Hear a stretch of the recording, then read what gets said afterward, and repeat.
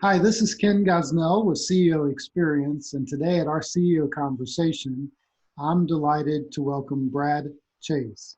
Brad is the author of a soon-to-be released book entitled Strategy First. And Brad has helped some of the largest companies in America develop a smart and workable strategy that can be executed to really make a difference in the marketplace by focusing on a simple equation that Brad has discerned through his work with these larger companies. So I'm delighted to have a conversation around strategy today with my guest, Brad Chase. Welcome, Brad. Well, thank you, Ken. I'm excited to be here. Well, I was able to sneak an early copy of the book Strategy First. I know it's not going to be released until the first part of June, I believe June 2nd. But I love what you have written about in the book. And as we got into the book, the very first thing, or one of the first things you talk about, is a strategy equation. Can you walk us through that equation and how you discovered it, and what business owners should be thinking about as they develop strategy for their company? Sure, I'm glad to. My premise is that the most important part of successful leadership or running a business successfully is building a winning strategy. And my model is designed to have an easy to remember, easy to use model for strategy. Strategy has three components: execution, market potential, and customer value.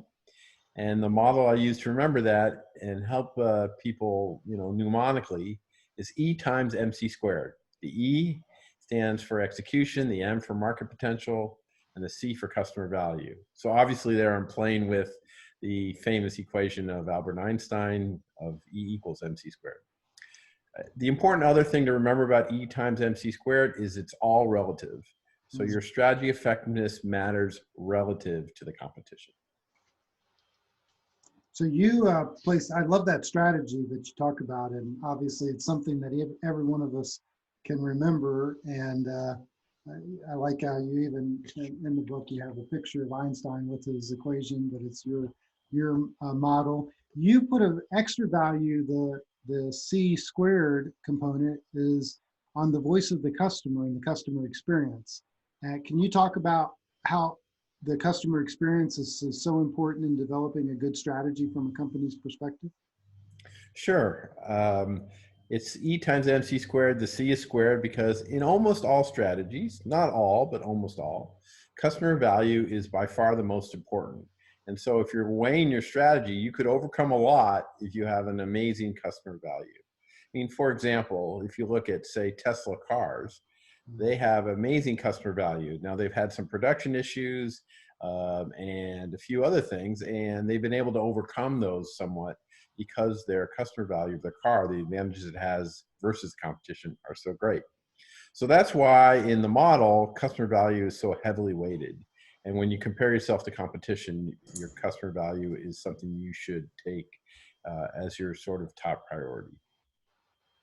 I, I think that customer, I love that you really highlighted that, because I think sometimes in businesses, as you well know, and you were in the technology world, it can become so focused on the product or the product development component or even the technology itself that sometimes we forget the importance of how the customer is using that particular technology. So I think a reminder for any business leader that's developing strategy, it really is about how is the customer going to use this product or service that we're developing?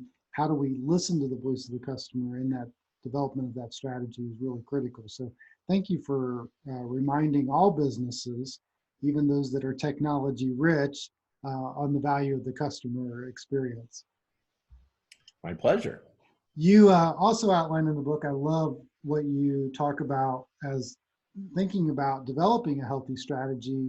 You use a very unique model where you've outlined the words tides, TIDES, as a systematic approach to really environmental scanning, how to pay attention to what's happening in the world around us so that to make our strategy match kind of what's happening in the world. Can you explain the tides model that you developed? Sure. So as you can see, I like acronyms, I guess. They tend to be memorable. So there's the book outlines what strategy is, why it's important, and the basic model, and then gives you 5 key tips for strategy success. And one of them is adapt to the tides. And adapting to the tides is all about having your strategy take into account all the things going on in the external environment. And TIDES is an acronym to help you remember all those categories. So the T stands for technology, the I stands for institutional or governmental, the D stands for demographics. You know, demographic changes means different things for your strategy. The E stands for environmental or for economic, and the S stands for societal change. And right now, of course, we have this COVID tsunami that's going across the nation. That's, well, the world, actually, of course. And that tsunami, that is a gigantic environmental change, which, by the way, also has societal changes. You know, for example, most of us are probably much more, you know, sort of relaxed clothing, right?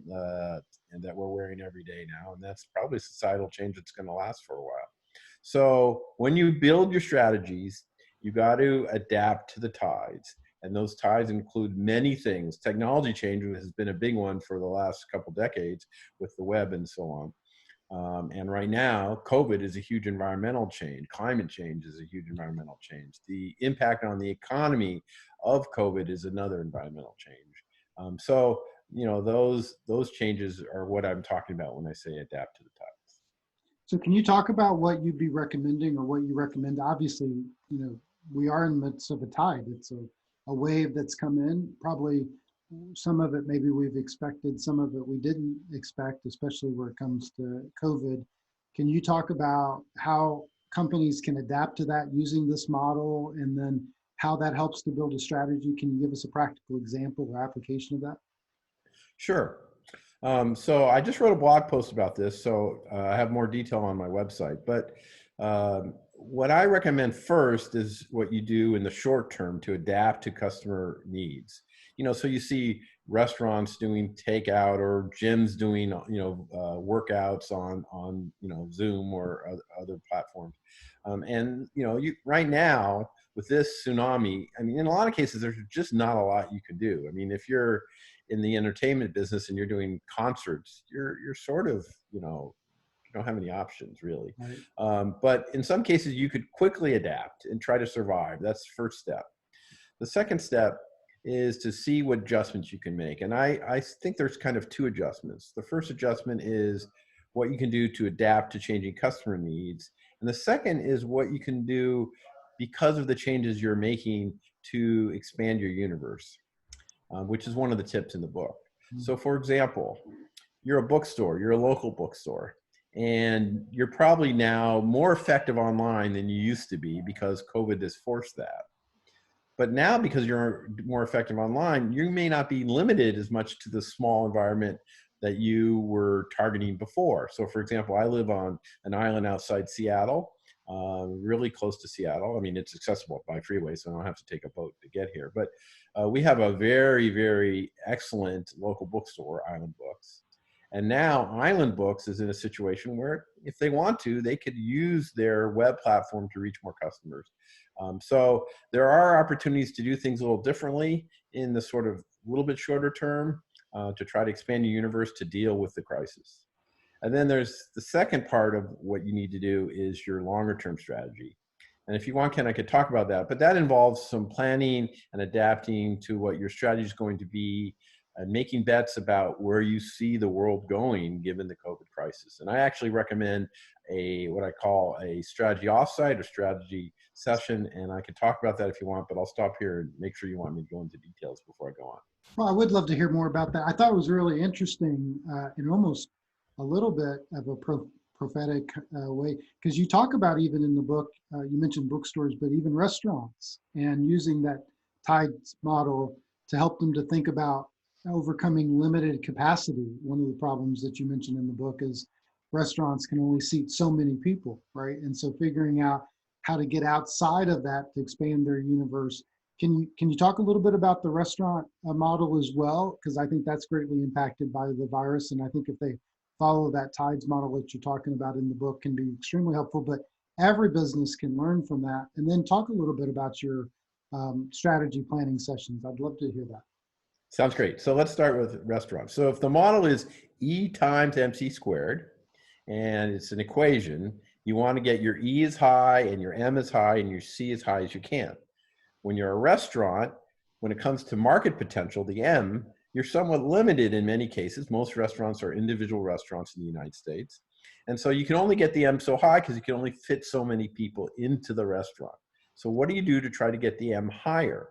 Well, you find other ways to sell your products. You do happy hours, you do delivery, you do takeout, you do, brunches, you sell food products, you sell cookbooks. All these things that restaurants do are trying to increase the M in the E times MC squared. Now in the COVID crisis, you're really in a big problem because you can't even let people in your restaurant, or if you can, as things open up, you probably have to do new things to keep people socially distant. So that means having takeout or having a food delivery service or having other methods to prepared meal kits, for example, is necessary to expand your universe and try to survive in these difficult times. So that's how the model kind of helps you think about it. Doesn't, it helps you think about strategy. It doesn't give you the answers all the time. It gives you a way to sort of model your thinking. And in case of restaurants, as with others, growing your market potential is a challenge, and especially so today. Now, in terms of longer term strategy, given the crisis, I recommend the first thing that any business do, large or small, is a strategy offsite. And I have a worksheet on my website that you can get. Basically, what it involves is doing a self-assessment, saying, okay, what is my customer value? Well, first, actually higher up, what are my bets? What's my strategy? How am I, what bets am I making to distinguish myself from the competition? And by the way, in almost all businesses, not quite all, most have a single fundamental bet. Tesla, we talked about, is betting on the electric car. Apple's betting on devices. Microsoft originally bet on the PC and now started betting on the cloud. So everybody has sort of fundamental bets they're making. So in the worksheet, you identify your bets, you identify your customer value, your market potential, and your core execution elements. And I suggest that if you're a team, a strategy team, you each do that individually, then come together and compare your results. And what I find is most organizations actually don't agree on what their strategy is. And as a consequence, this gives you an opportunity to come to a consensus, talk about it, and agree what your strategy actually is and what bets you're making, what you think your customer value is that is unique to you, and so forth. Once you do that, then you have to sit down and say, okay, where are things going to go? How am I going to adapt to the tides? What am I going to do to seek change or mine gaps or build walls? So, and then you start to go through that process and think through, and that will involve making bets. How long do I think the economy is going to be in this surreal, abnormal state? What's that mean for my business? And am I going to be doing services, online for a long time, for example? Whatever things you're going to do, you need to make those bets and make those predictions, and then set your strategy for the future, and then drive your execution and your organization towards that new strategy. And that is sort of a process that is a deliberate way to think about how do I adapt to the COVID tsunami. Yeah, I think that was helpful. Like I said, even the restaurant piece to think through, because that's a practical, but any business can begin to think through kind of different aspects of how do you increase that market value. And again, there's some creativity, there's some innovation that's there that allows you to place those bets. And you have a chapter in the book where you talk about expanding your universe. And I think, boy, what a challenge that is for business owners. I think sometimes it's so easy for us to focus on our local kind of universe that we're comfortable with, and the idea to expand it and to get into that mindset of how do we look at this business or look at our products and services in a little bit more of a unique way. You referenced there that a lot of times the top leadership of a company may have different ideas around strategy and vision. I'm sure at Microsoft, you guys struggled with that because you had some pretty strong leaders and probably some pretty strong visionaries. How do you bring that all together when people have competing visions and ideas and concepts of the future? Well, it's essential to bring that together. I like to bring people together to talk about it. Microsoft had some very early bets that were fundamental. Microsoft bet on the success of the personal computer when at the time it was just a hobbyist machine, and had a vision of computer on every desk, in every home running Microsoft software. And then Microsoft bet on the graphical user interface. And at the time, those bets were big and risky, and they worked out. If you don't have agreement, then you have to have a discussion why you don't have agreement. Hopefully you could come to agreement. And if you can't, then the leader of the organization needs to say, this is the bet we're going to make, and I need everybody to get on board, even if you disagree. And we're going to all execute it, to the best of our ability, and as aggressively as we can. But you do have to plan your attack and attack your plan. And you have to do that as a team together, because if people are going in different directions, then you'll never get to where you want to go.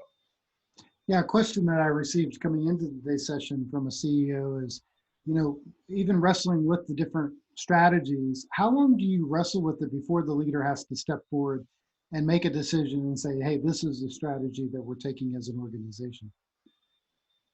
Not long. I mean, it sort of it is dependent on the situation, and that's, I can't say without knowing the specifics of the business your questionnaire is in. But in general, you need to decide your strategy and start executing on it, and you can't linger, because if you linger, that means everybody in the organization is doing different things and going in different directions. Now, all that said, a strategy is not fixed in stone. Strategies evolve and change over time. So when you set a direction, you need to be cognizant that the market changes, your competitors do new things, and as a consequence, you need to be constantly evaluating and tracking and improving your strategy, and adjusting it. And if the strategy is not working, obviously you can make a fundamental adjustment. If the strategy is working pretty well, then you can tweak and adjust, and keep going. Yeah, that was another question. You talk about the offsites or getting together. Is it a yearly review? Or, I mean, I know you kind of do it real time as you go through. If there's a big market change, like right now, everybody should be looking at their strategy or rethinking it based on the tides model that you talked about, the societal change. But in a general sense, is it every 12 months leaders need to get away to look at that strategy and renew it? Or what do you recommend as a best practice? It depends what business you're in, but generally at least every 6 months, I recommend you doing it. Right now, during the COVID crisis, I would do it more frequently, because things are changing so rapidly, that as a consequence, something you may think is going to be the way the world's working today could change tomorrow. I mean, if we have a big second wave, like a lot of health experts are predicting, that will have a very different consequence on strategy than if we don't have a second wave, for example. So I would recommend minimum every 6 months, in fast changing industries like technology, even more frequently. And in today's upheaval, then I would recommend definitely at least every 3 or 4 months. And right now I'd be getting together with my team on probably every few weeks basis. Yeah, that's fantastic. You mentioned in the book, and I think it's so true. I think strategy is essential to success. So if you don't have that, you haven't seen a successful business, and neither have I, that didn't have a successful strategy. And so that's why that's so critical. And yet it's something that a lot of times in businesses, we often downplay, or we think we have a strategy, but we really don't have an effective strategy. And so it's important to really give it some time, attention, and resources, which I think is one of the reasons that I appreciate your book so much. Daniel, I'll tell you a story, Ken, actually, to reinforce your point. So whenever I give my talk, people pay a lot of money to have me come talk.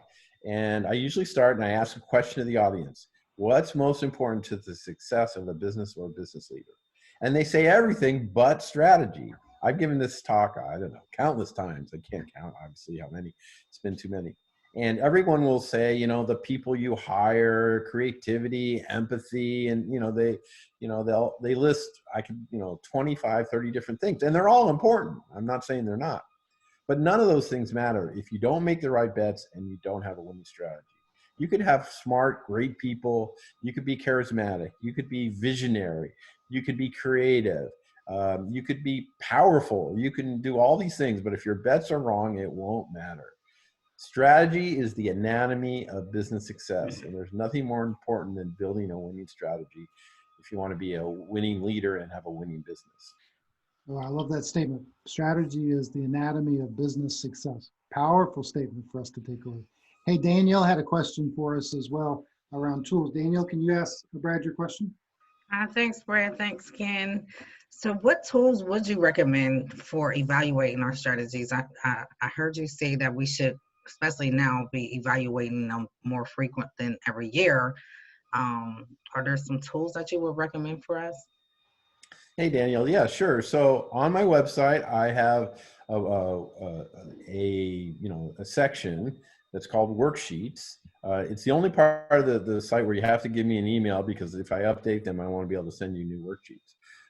And it's actually a form you can fill out. It's a one-page thing. But more importantly, you can adapt it to your business and whatever you do. And so that's a tool I would recommend you use. You go give it out to everybody on your team, have them all fill it out, and then come back, like I discussed earlier, and say, okay, let's see what we all said. And you'll find that you said different things. It's almost universally true, like we talked about earlier. That gives you an opportunity to come back and talk about, how you all get on the same page for the current strategy and for the future strategy. So that's a tool I use. Now, of course, depending upon your business, there's lots of other tools you can use. You can do research on customer value. You do competitive research on what your competitors are doing. You can do a third-party analyst groups or whatever do research on market potential, so you can judge what the market potential is. So there's lots and lots of tools. But in terms of the strategy planning, I recommend just start with the basic worksheet I have, adapt it to your business, however you feel is appropriate, and then go do the strategy offsite. And they can find your website at bradchase.net. Correct. Bradchase.net. And you can pre-order the book there as well, which I highly recommend. I do encourage you to get the book. It's a great book. It's a very easy read where it comes to strategy purposes. Sometimes these strategy books can be difficult to kind of meander your way through, but Brad obviously knows strategy, understands it. He can relate to business owners, and so I do highly recommend the book as something that every CEO should get as they begin to think about their strategy. And now is a great time. Hey, Brad, also in the book, I really loved your idea of, and I think it really is applicable for CEOs and business owners to consider. You make the statement that they should build tall walls and they should climb short walls. Can you let's talk about each of those for just a second. What is a short wall and how do we climb it? Yeah. Well, today, these walls are harder to climb, but a short wall just means a business where the barriers to get into the business aren't high.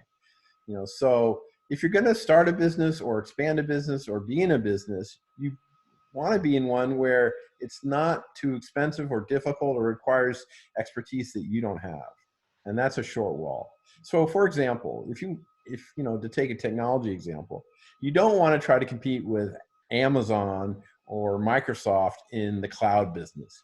It requires incredible expertise and huge buckets of resources, to be able to get into that business. That's a very tall wall. You do not want to try to get into that business. So, that's a dramatic example because I don't think anyone here is going to try to do that, but it gives you sort of a sense of what a short wall is. You want to climb a short wall, one where you have the expertise, one where you have the resources and the finances, one where the competitive situation isn't so crazy that you're going to be butting your head up against the wall, to further the analogy. So that's a short wall. Now, a tall wall is a way for you to build loyalty with customers, and to build winning strategies over a longer period of time.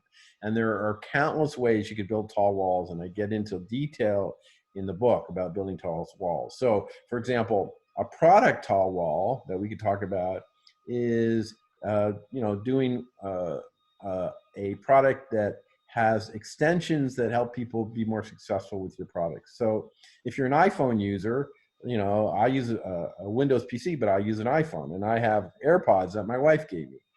So I use FaceTime. I have AirPods. I use the Apple Instant chat tool and so forth, so on and so forth. Maybe I use other key things that Apple has, and it makes it harder for me to switch away from the iPhone because those tools build a taller wall. In a marketing sense, you could build tall walls too. So, for example, in normal days, it matters a lot for a lot of people which airlines they fly because they're building frequent flyer miles. Right. That's a marketing tall wall. So you become loyal to Delta or whatever airline it happens to be because you're kind of in their marketing programs with their frequent flyer miles. So that's a marketing tall wall. A network effect that I talked about with product is another tall wall. There are countless tall walls you could build, and I go into that in depth. But that helps you build a more successful strategy. It adds customer value and helps your market potential. Well, and I think it's excellent, just a great model for us as business owners or leaders to think about: where are my short walls? Where's the short walls of my competition, if you will? What are the customers really asking for? And back to your customer experience earlier that we were talking about, because that could potentially be where there's innovation or where we start with, right? And then to think about that tall wall of, hey, is there a way to develop a deeper loyalty or a connection with the customer by providing multiple products and services and making them aware of them? I think a lot of businesses don't even consider that for the most part when it comes to strategy. Right, which is one of the reasons I put it in the book. It's easy to actually come up in general with some ideas if you just spend a little time on thinking about tall walls. Mm-hmm. So when you think about short walls, let's talk there for just a second. Is when you look at those vulnerabilities, if you will, or opportunities, I think it's the word you use in the book, for a company to examine, are there a number of short walls that they should go after, or should they pick one from a strategy perspective and say, hey, we're going to bet on that? Because you used that betting analogy earlier, which is obviously in the book too. You have to make bets at some point to say, hey, we're going to invest in this to hopefully get a payoff. Is there a number of short walls that they should be testing to see if that's a short wall that they should really explore? So my recommendation is decide what your fundamental bet is, and then once you do it, go for it with gusto, and then have a process to evaluate how you're doing. And if that bet is not working, then build a new bet and evaluate and adjust. So, I'm not a big fan of complexity. I think the best strategies are simple. And in fact, the book's whole sort of strategy, in a sense, was to bet that strategy is really important, and no one has written about it in a non-academic, non-intellectual way with simple, memorable tools that people can use. That's my bet as an author and as a consultant and board member and so forth. That's what I bring to the table, and that's my bet. And so that was a short wall I could climb because you don't have to have a gazillion dollars to write a book or, do all that kind of stuff. So I could get into that business, fairly easily. So I recommend simplicity. I recommend making a clear bet that you think is differentiated and unique for vis-a-vis the competition, executing it well, evaluating it frequently, and adjusting if it's not working well. Or actually, even if it's working well, you'll probably make some tweaks over time. Right.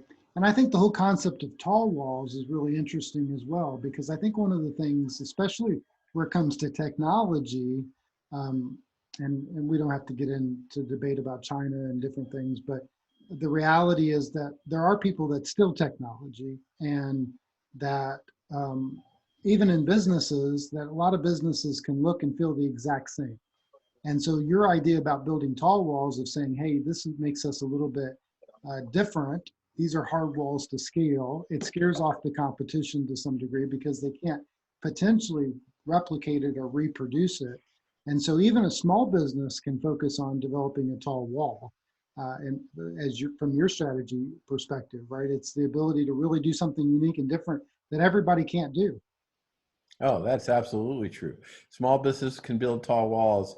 Large business can build tall walls. There's lots of different ways to build tall walls, and so I feel like it's something that everybody can do. I mean, we talked about our local bookstore here on Mercer Island, and its customer service is outstanding. And that you build that kind of relationship with your customers, and people will pay more for a book to get it from you because you provide thoughtful recommendations. You know your customers personally, and therefore can understand intimately the types of books that I might like, and Amazon's not going to be able to do that. So there's lots of ways to build tall walls, and you can do it as a small business as well as if you're a large business. And then one of the things that I really appreciated about the book as well, you talked about not only developing a good strategy and a smart strategy, but you talked about how to implement that strategy well. And you focus on execution in the last few chapters of the book. And you give us some real good, helpful insights and tools on how to execute a strategy. One of the aspects that you talk about was the importance of a company values, or a set of how do we execute this strategy together. Can you talk about execution, and maybe even talking a little bit about the importance of, or the value of having a set of core values for a company? Sure. I believe that companies should have a set of principles that they abide by. And those principles are different for different types of companies. Some might focus on innovation. Some might focus on customer service. Some might focus on, personal values like integrity and honesty. And there's going to be a set of those that you want your company to stand for, and they will guide your execution. So that's one part of execution, is developing those principles. Above that, you have to have goals. You got to know what you're trying to achieve. You may be trying to achieve a certain level of market share or revenue or profit or number of users, and so on. You need to decide that, because if you don't know where you're trying to go, you're never going to get there. So start with your goals and your principles. The next step of execution is priorities. Generally, I think most businesses should have 5 or fewer priorities. Now, in any business, when you're executing, you're doing thousands of things, but there are 5 or fewer that are the most important to the success of your business. For example, when Steve Jobs developed the iPhone, and we've talked about that today, he had to have a very compelling, easy to use customer experience. If he didn't have that, the rest of it wouldn't be successful. So he made that a priority. And when something's a priority, that means you put your best people on it, you track it more closely, you put your most resources on it, and so on. So start with goals, then principles, then priorities, and then you act. And ACT means go after it, but it also is yet another acronym that stands for align, communicate, and and curate and track. The align is about aligning resources throughout your business. So having the right amount of money on the priorities, having the best people on the most important priorities, acquiring expertise that you may not have if you don't, if you need that, and generally aligning the company along the strategy. And communicate is just about telling everybody what your strategy is. When I took over MSN and I had thousands of people working for me, nobody knew what the strategy was. We built a strategy and then went through a process of communicating it to everybody. And on top of communicating it to everybody, which by itself improved morale dramatically because people knew what the strategy was and where they were trying to go, we curated the culture we wanted. And culture is a very important foundational part of building a successful strategy and executing on it.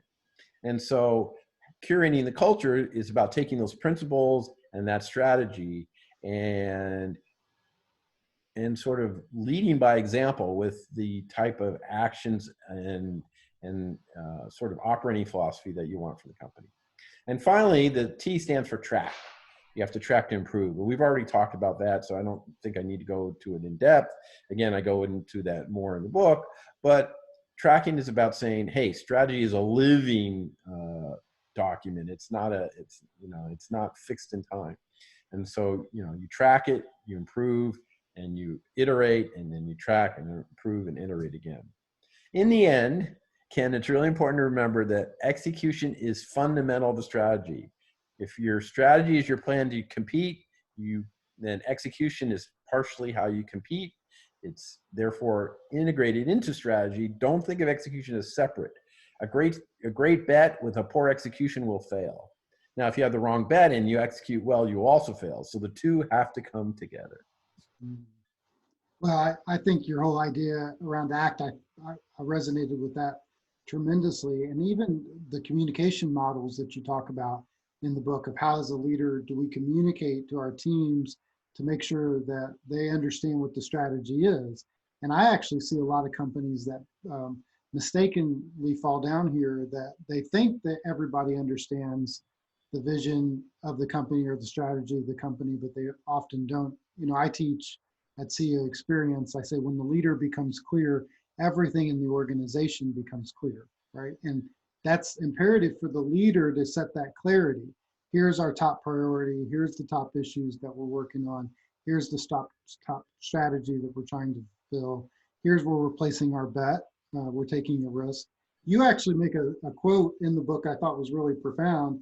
That it was out of a study where it talked about organizational buy-in of a strategy. And you say in the book here, it says that only 14% of organizations that reported that they reviewed, that in only 14% of those companies, employees had a good understanding of their company strategy and direction. 14%. I mean, did you find that to be true as well? I mean, obviously you referenced that in the book and you continue to talk about it, but in a general sense, I mean, would you say that only 14% of people understand the leader's strategy? Well, I expected the number to be low. I have to say, I didn't expect it to be that low. So, generally, almost consistently, people aren't completely aligned on strategy. But I didn't expect it to be as low as 14%. The key lesson here is make sure everyone in your organization is in sync on your strategy, both what it is and how you're executing on it. Yeah, and you go on to say in the book, you say for strategies to be effectively implemented, they rely on the input and the commitment of a wide range of individuals who need to be involved and informed about the process from its earliest stages. And so I wanted to ask a question around getting people's to buy into the strategy. Obviously asking for their input, getting their ideas, getting their suggestions. Is there other ideas that you had from early on? How did you get buy-in and how often did you ask people for input on the strategy? Because we're kind of putting it in place and then executing it, but trying to figure out, did you teach your team to kind of do the landscape look of here's what's happening, or did you come up with the strategy and then get them to buy in? Can you tell us a little bit about that buy-in model? I mean, sure. It's different in different situations with different teams and different companies. Mm-hmm. So, for example, when I was asked to go run MSN at Microsoft, which at the time had the lowest rating of any organization in the company in terms of employee morale, and was generally considered sort of unfortunately, a laughing stock of the company. Lucky you, right? Yeah. Well, I always tell people be a little careful about what I call the white knight syndrome. It's hard to sort of realize that you can't always ride in as the white knight and save the day. And in this case, I was very reticent to take this job when Steve and Bill asked me to take it. But I did. And the first step I did was to learn. That's a sort of an often underappreciated part of being a great leader, is to learn. And so I went around and did reviews with all the different parts of the team to learn about what they were doing. And that's part of the process of empowering people and getting them to buy in, because you're sharing and learning together as you discuss the business or their particular aspect of it. In this particular case, after a few months of fledgling and trying to figure out this sort of mess I inherited as a leader, I was home one night, and fairly late at night, after taking a lot of the data, I came up with what I thought the strategy should be. And then I went back to my leadership team and said, this is what I think our bet should be and our strategy should be. They gave me some input. We talked about it. We came to an agreement. And they didn't actually change a lot, as it turned out. They mostly agreed. There was some, some back and forth. And then what I did was, have them talk about it with their leadership teams. And then finally, we rolled it out in a convention hall, to the thousands of people. So, I don't think you're going to ever come up with the strategy all by yourself. Even the smartest people work, better when they get ideas from multiple people. So my recommendation is to, do what's best for your teams and for your company. Often what happens with me is I get ideas, I start to formulate, I iterate. I have found that I often write a first draft strategy myself and then go back to the team. But sometimes it doesn't work that way. Sometimes team members come up with the right strategy, and as a leader, you got to be wise enough to say, "Hey, Joanne's strategy was the right strategy. You should go with that." So, you're not the leader doesn't always come up with the strategy, but the leader better recognize when you have a winning strategy, and therefore help get the team bought in. I love it. I love it. And a question that we just got speaking about that, and I think we struggle with it. Sometimes, we get early adopters to buy into a strategy. Sometimes we have to convince people a little bit further. But the question that we got was, when somebody doesn't buy into the strategy, uh, should you fire them, or how do you mitigate a person that doesn't buy into the strategy that the company has set forward? Hmm. Well, it's very hard to generalize about that type of Right, right. situation. In general, though, everyone has to be bought into the strategy. If someone is fundamentally not going to get bought into the strategy, then it's probably they should be somewhere else. But that's without knowing the specifics, it's pretty hard to say. And I think it's okay to someone to say, "Look, I respect what you bring to the party, and I respect you don't agree on the strategy. If you can be bought in to executing it with your best effort and advocating it with your best effort, even recognizing that we have a disagreement, then all the better. And we'll keep the dialogue open. We'll find out if you're right. We'll evaluate and test. If it turns out you were right, I'm more than happy to say, hey, we were in the wrong direction, and we'll change our bet. And then that's great. But if a person is fundamentally going to distract or sort of be bitter and not help you be successful with your bet and your strategy, that's a problem, and you can't live with that. Right. I think it's important, just to my comment on that too. You want to lead with leaders, right? You want to have people that are visionary, that they have passion and they believe in, what they're doing. And sometimes that means that, we're better because of those multiple different angles and views of what a customer's saying, what the market's saying to us. But at some point, you've got to make a decision to move forward on a particular strategy. You're asking for everybody to support that strategy because we know that it's important. If they sabotage it or if they're not supportive of it, obviously they, just like Brad said, it has to be removed. But for the most part, I find that people, if you give them that respect and you say, hey, here's where we're going, let's work together on this. And if we have to pivot or we have to make a different strategy moving forward, then they're open to that. They recognize they're working as hard as they can to make that strategy a success. And then if we change, they're satisfied and happy about that too. But we've respected them along the process. Hey, Brad, another question I got received just now is obviously because of your experience in technology, the whole AI movement and technology moving forward.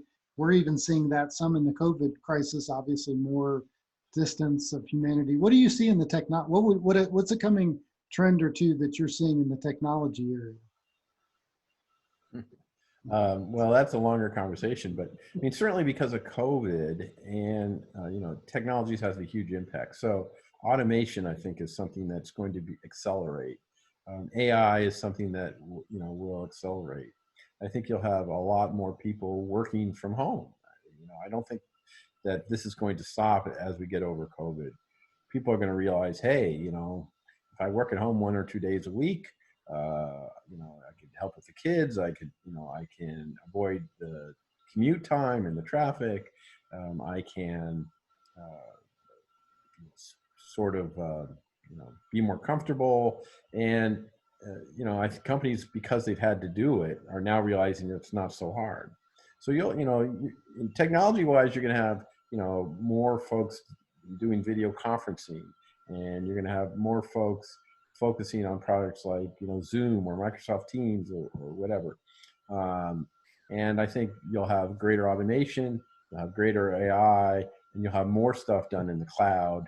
The whole cloud business will accelerate because people won't want to have their, you know, products on-prem. They'll want to be able to access their applications and their data in the cloud. Excellent. Yeah, I think that's true as well. And I think we have to look at these new normals of a way to use, and technology is a great asset for businesses and business leaders. It always has been. If we can look at, see what's coming and recognize the differentiator between here's something that technology can enhance the business performance or the business relationship versus the personal one. And I think even in the technology component, the AI moment, there still needs to be a human relation aspect, and that becomes even that much more valuable. Hey, Brad, another question we got around the priorities. You mentioned that you're strong and supportive of only 3 or 4 top priorities. One of the questions, you know, it says we have multiple priorities as a company, and we know, and I know a lot of business owners like to chase what I call the new shiny object, right? It's, hey, here we see something new coming, and I want to go after it. How do you? The question is, how do you set those boundaries around 3 or 4 top priorities? Well, again, it's like the strategy itself. You have to make the decisions and execute on them. The priority decision gets cemented by how you align your resources in the organization. So if you're an organization that, you know, let's say is focused, you want to, you know, have a big focus on customer support is one of your priorities, and you put the money and best people on customer support, that in itself is going to help cement the priorities. So the way you align your organization and who you put in charge of certain things, how you reward people for, you know, those things, all will help cement your strategy and your priorities. That's excellent. Yeah, I also noticed in the book that you mentioned at the beginning of the book, and you talking about strategy real quick, because I think this was an important piece that I'd like to bring out. You mentioned from a marketing perspective, back in the early days of Microsoft, they had the vision of putting a computer on the desk of every office in America, but that was the outward vision that they communicated. Internally, it was, we want a computer on every desk in America running Microsoft software. And so can you talk a little bit about that publicly facing vision versus the internal vision that you communicate? Well, in most cases, they're the same. Even Microsoft over time was not, you know, public about, you know, sure, our goal is to have our software on everybody's home or work computer. So generally, I think they should be the same. And, you know, but there are certain business goals that are appropriately not public. So, you know, you're not going to be going around telling your competitors all your goals. So I think your strategy and your bets should be clear to everyone in the company. In some cases, they could be public. But in some cases, if not in most cases, you have to be wary of telling your competitors what your strategy is. So there is a degree of caution that you need to exercise. And it's okay to have an internal priority that you talk about. I mean, I agree with you that a lot of times they're going to be very similar, but I think it's quite appropriate. And I think that was a good example. I think it's okay to have an internal priority where we say, hey, this is how we're owning this priority internally, right? Hey, we've just got a couple more questions with Brad and just about out of time. One question that we got was, how big should the bet be? So we talk about developing a healthy strategy. We feel like this is a good move. We're placing a bet on it. Do you have a rule of thumb of how big that bet should be? How much should a company invest in that? Well, that's very company specific. I can't give you a general rule, but I will say this, you know, your bet should reflect your goals. So market potential is key. And if your goal is to build a big company, or a big business, then you have to have the market potential in order to get there. And quite often I see interesting bets, but how many customers are going to really want to buy that product or that service? Another thing to consider is what gives you happiness. And, for example, if you're going back to your restaurant example, if you've built, let's say, a great Italian restaurant where you've brought, your family recipes and down to a large number of people, and that provides you lots of happiness, then you don't necessarily have to think about building $1 billion business because you're happy. So, you have to think about what your goals are as an individual or as a leader in order to judge sort of how big your business, goals are and how, what you aspire to be. And in the end, if you build a gigantic business and you're unhappy, then I'm not sure that's a good outcome. So, I recommend you having the honest conversation with yourself as a leader about what your goals are in terms of the size of your business and how much you want to invest and what your risk profile is, and then act accordingly. Without knowing the specifics of a business, it's very hard for me to judge that. But it is important to think about, I think. I think sometimes companies, and what you guys saw, and what you've seen in your career, is I think sometimes companies don't take any bets at all. They're afraid to risk anything. And when you put yourself in that situation, you're going to lose to the company that is willing to take some risk. Can you talk about that maybe for a second or two? Yeah, I mean, no guts, no glory. It's you have to make bets. If you're willing to make big bets, generally bigger bets come with bigger rewards. And there is, sort of some analogies that are very similar in poker and in business. And life's full of making bets. Not just strategy, right? I mean, you make bets on your career, you make bets on, your hobbies, you make bets on your particularly sort of expertise you're going to develop, you make bets on what schools you go to, you make bets, with your family and all those things. So life's about making bets. And business and business strategy is fundamentally about making bets. And I think that's why your book is so critical at this time, because, when you think about even developing a strategy, but then also when you think about executing it, you want to have as much information as possible, and you want to think through. And like I said, some of the models that you have are fantastic. The TIDES model to really help companies think through these different aspects of how they can develop their strategy, your tools on strategy, and the next tools and execution is important. And I think anybody that follows your model, it's not 100% guarantee, but I think their bet's going to be stronger. And because they've went through the exercise of doing the work to find the knowledge that, hey, now I've got an educated process that can help me to set my company up for success, which is why you talk about how businesses win big. And I like that term, winning, right? Because the idea is that's what we're about in business. We're wanting to have successes, and those are based on the bets that we're going to make, right? That's right. Strategy comes first, and if you build winning strategies, you will help build bigger and more successful businesses. Excellent. Hey, Brad, you've been an excellent guest today. I really appreciate the time that we've had together. I do recommend that you go to bradchase.net and pre-order the book. You'll be getting it the early part of June. It should be in bookstores by the middle of June. It is a book that I recommend every CEO and business owner get to read and apply and put it into their business. Brad has been there. He's done it. He's built strategy for some of the largest companies in America, which we're thankful for, and using even some of the technology that we're at today. Hey, Brad, do you have one last word on the importance of strategy or anything that you can leave with us before we end the call today? Wow, you're asking for the big prophetic close. That's really hard to do. I think I said earlier that there's nothing more important to the success of a business or a business leader than building a winning strategy.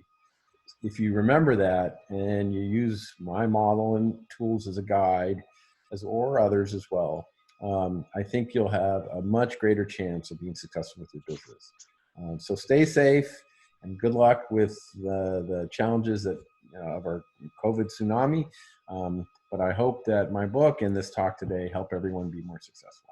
That's right. Strategy wins. I think that's the big takeaway from today. So, Brad, hey, thank you for writing the book, and then obviously thank you for being with us here today. You're welcome. See everyone later. Bye-bye. Bye bye.